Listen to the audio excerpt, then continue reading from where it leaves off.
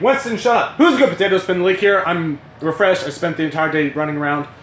And I've come to terms with the fact that I cannot stream from my phone. Again, my failed streams were still fun to go ahead and play around with. I ended up having a good 3-hour conversation with one of my greatest friends. But I'm back for a movie review. This time around, it's... I didn't grab the...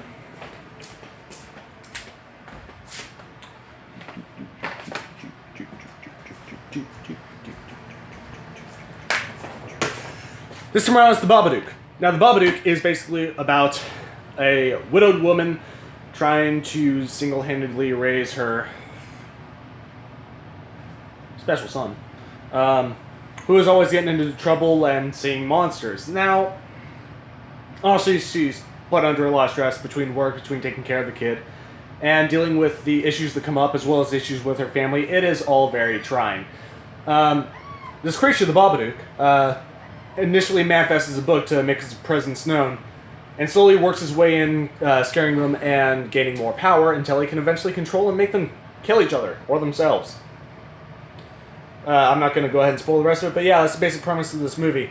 Honestly, it's very suspenseful. I have an itch on my leg, which is why I'm doing this weird shit. It's a very suspenseful movie, very simple. There's only one casualty in the movie overall, and maybe we felt it was unnecessary, but at the same time, whenever you... Winston, why are you pulling my leg, boy? What's wrong with you, stupid? But at the same time, you know, you gotta have a little something in there to attract specific view. Now you're clawing my ass.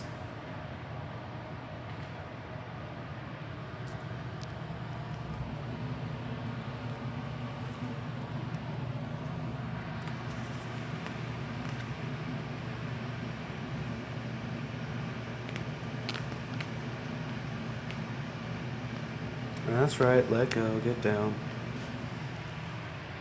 What was I saying? Oh yeah.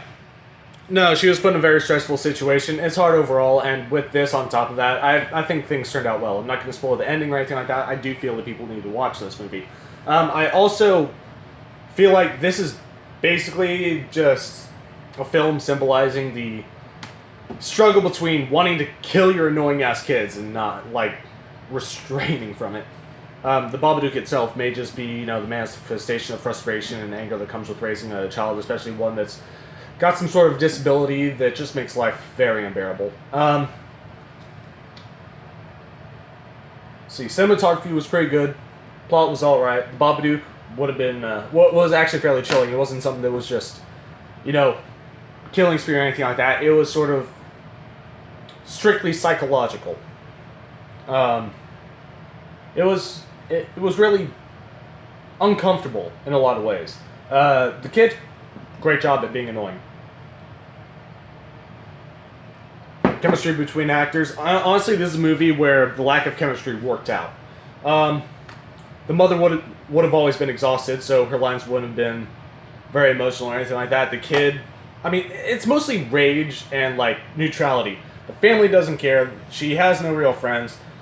The kid really has, like, an issue speaking with others. I feel like he may be autistic or something. I can't remember.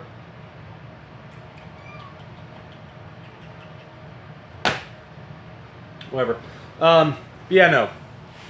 Between the kid's disabilities, the mother's exhaustion, and everyone in her life not really caring, that this is a movie that kind of benefited from having almost no chemistry between characters, so I feel like that was kind of a big plus. Honestly, while many people may not like this one, I do feel that the symbolism and the execution of it were all pretty much on point. This is a very rewatchable movie, depending on if you're into it to begin with or not.